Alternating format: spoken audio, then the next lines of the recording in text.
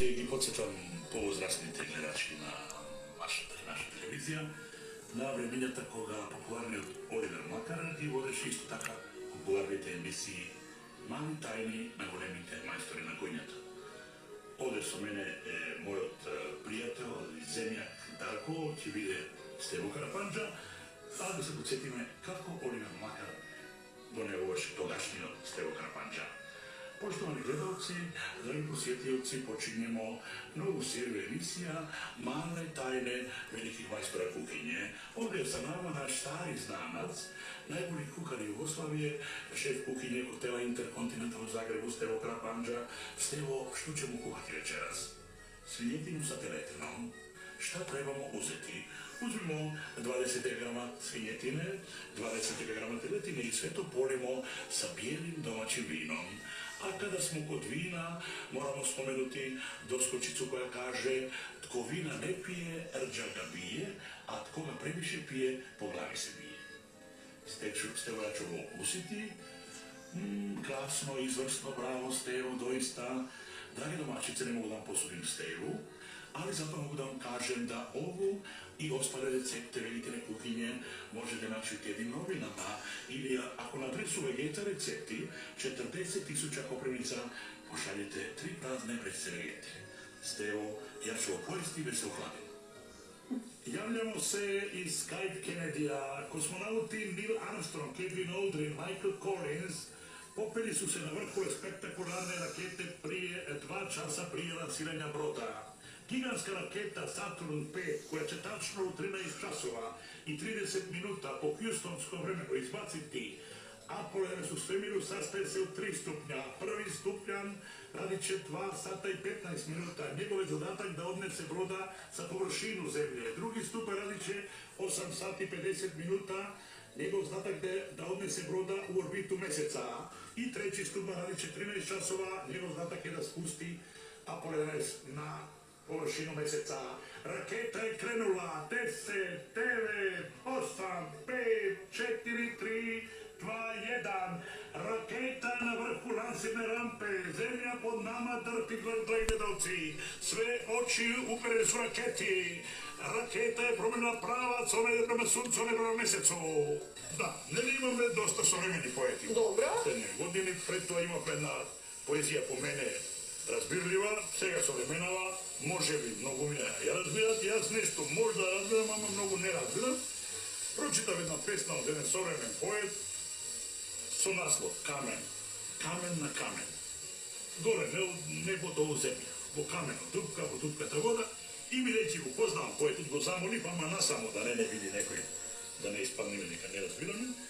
Го замолив со по-прости, поедноставни зборови да ми објасни што сака да каже со песната. И еве што ми рече, цитирам: тргнувајќи од еклектицистички побуди и при ингеренција на дезинтегрирани, инкомпатибилни и детерминирани чувства, а придизани емоција на симплифицираното битие на словенската антитеза и хиперболата, како најекстравагантни суштински унифицирани инструменти и поими на исконски длабоката поетска реч, а при тоа апроксимирајќи го убиквитетот на Homo sapiensот како Homo sapiens, при длабока инсуфициенција на верацио криминис, на абзализираниот и апетерно инсуфицираниот Homo sapiens, пациентирано пристапи кон еден пароксимален и паскелентен фикционализам на еден абеларнизиран феноменоскоп.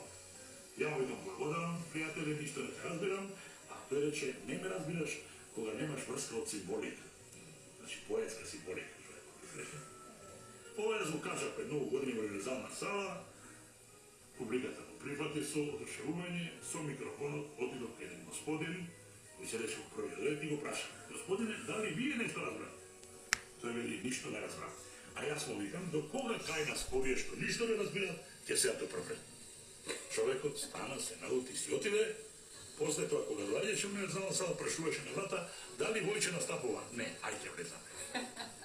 Значи имавме Никола Солдатов, кој беше хит со неговите лапсуси, и јас го прогласив за господин лапсус во Македонија, а во Југославија беше Младен Делич. Сега, еве, 2-3 лапсуси нека бидат на Никола Солдатов, кој викаше: еве, драги гледачи, жолтиот му го покажа, црвениот го припремаше, уште нешто да речеше и него ќе му го завеше. Напад на Вардар, Рингов до Панчев, овој пак до Рингов. Она нашето, на ти го дај него. Напад на Айндховен, Вандер Керко Вили, до Рене, овој пак до Вили. Тие се браќа близнаци, Рене е постар од Вили 3 години. И тогаш многу популарниот од Југославија Младен Делич, кој имаше илјадници лапсуси, јас можев со него еден час да наставувам само со него, а ја ќе издвоиме 3 негови по мене лапсуси. Коментира кошарка и вели: Наши су нападо Кичановиќ, изврстан играч, прije 2 месеца постao je otac, браво Славничу. Kao što se prezimena danskih igrača završavaju na N, Soesten, Jansen, Tortensen, tako se i prezimena naših igrača završavaju na Ić, Džajić, Šurijak, Žungur, Oblaklukete. I во Југославија имаше една пејачка, тогаш много популарна, се викаше Радојка Шверко, а имаше еден автомобилски ас, кој се викаше Џани Шверко, и многу ме народи останалите мислиме дека се брат и сестра. По разговор Младен Делич Џани Шверко следува: Sa nama je Џани Шверко, Џани како е на точковима, опасно и незаборавно. Џани како е ваша сестра Радојка Шверко, она ми не е сестра. Штета, Џани, штета. Да. По првите 3 со задоволство ги поставив анекдотите од моите студентски денови од Шумарскиот факултет. Првата е со мојата дипломска работа, која со задоволство отидов да ја пријавам кај мојот омилен професор Радослав Рицовски и мојот омилен предмет фитоценологија. Добар ден, професоре, дојдов да пријавам дипломска работа. Која ви е темата, колега? Ваша професор? Фитоценолошко, еколошки и биолошки приказ на флората и вегетацијата на јужните падини на планетата Утица, се извинам, со аспект на влијанието на минатите геолошки епоки врз истите и картографски приказ. А вели, колега, ви одбраните? Донесете ја 10 оценка во студентски прашања. Така беше, да наистина? Така беше, па немаше да. Војче, кој фраер бил како се положува дипломски, а? Така беше. Други времења. Втората беше, не бе други време. Не беше ретко си за тоа. Значи сега само треба да знаете како. Сите времења си носат своји моменти на живење, но тоа беше така. И втората случка е од предметот ловство. Исто така мој омилен предмет, а исто така мој омилен професор Борис Трпков, татко на Синоличка Трпкова, нашата позната артистка. Предмет ловство познат по тоа што, професорот познат по тоа што 10 и ретко даваше. Значи 10 кавели треба или да знаеш колку мене или повеќе од мене. Тој факт јас го знаев, стигнавме до 9, вели Војче 9, дали одиме на 10. А јас му одговорив со речникот на предметот ловство и му реков: професоре, поради слаба популација десетките се трајно забранети.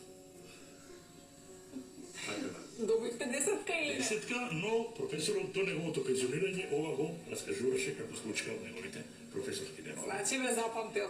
Да, и сега се поздравуваме кога видам ја некој од неговата фамилија и он преку други мои пријатели ме поздравува. И третата анекдота од книгата за вашите гледачи. Пред исто така 7-8 години гостував во една наша телевизија, утринска програма. 15 минути беше гостувањето, во 15-та минута на водителот му велам: за тебе и за гледачите на нашата телевизија ќе ја изрецитирам мојата омилена песна за Минува. Стана, го напуштив студиото, ја напуштив телевизијата и се отидов дом. Не знам водителот како ја објави моето гостување кој беше крај на емисијата. Отидов дома со убаво чувство. Вечерта на истата телевизија имаше контактна емисија со учество на гледачи. Водителот вели: кој не се јавува, гледачот струва. Што ќе ги прашате нашите гости? Вели: немам прашање за гостите, ме информирајте за мене дали се вратили.